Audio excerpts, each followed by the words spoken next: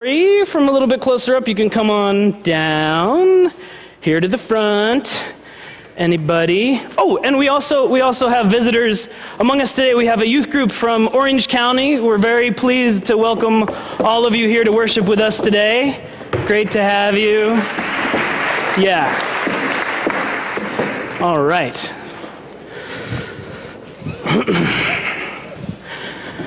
So, once upon a time, there was a hammerhead shark named Hamish.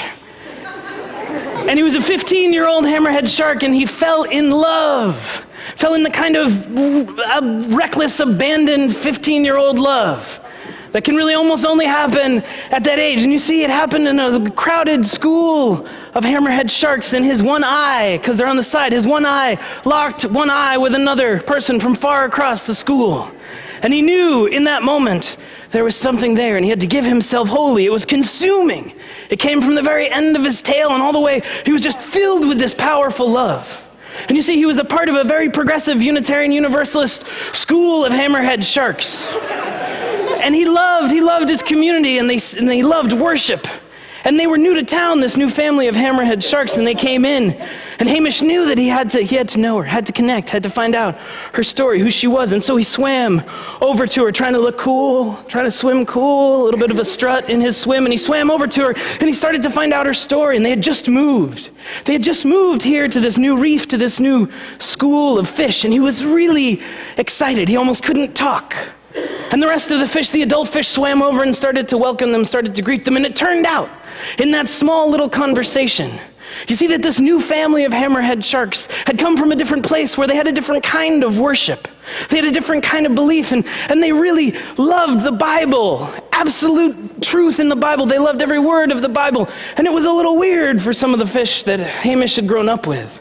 You see, the Unitarian Universalist hammerhead sharks, what they did is they worshiped love. They even built this altar to love. You see, back in the day, they had this glowing, pulsating source of love.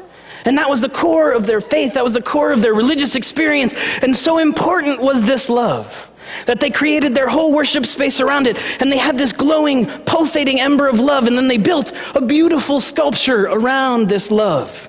And pretty soon they started worshiping the sculpture. You couldn't even see the love, but it was beautiful, this ornate, amazing sculpture. And they would swim and they would sing in circles, swimming and singing around this love.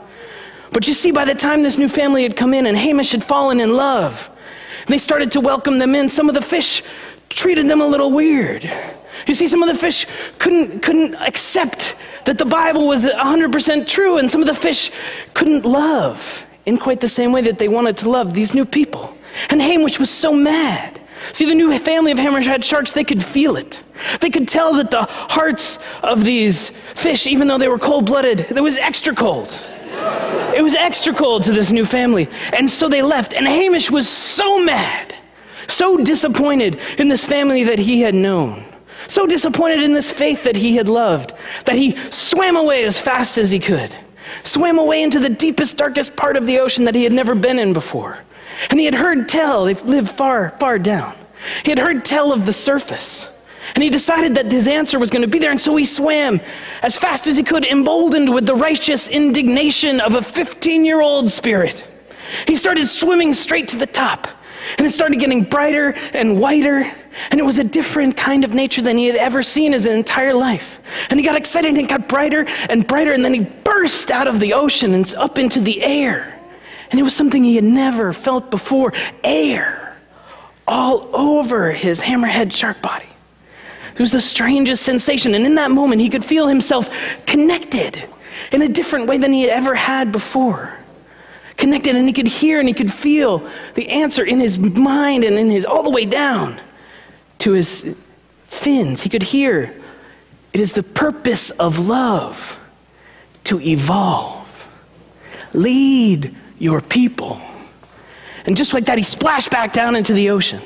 And he swam down, and he was a little bit confused. See, they had worshiped this love. He knew and he had heard about this love. He had sang about this love for his entire life.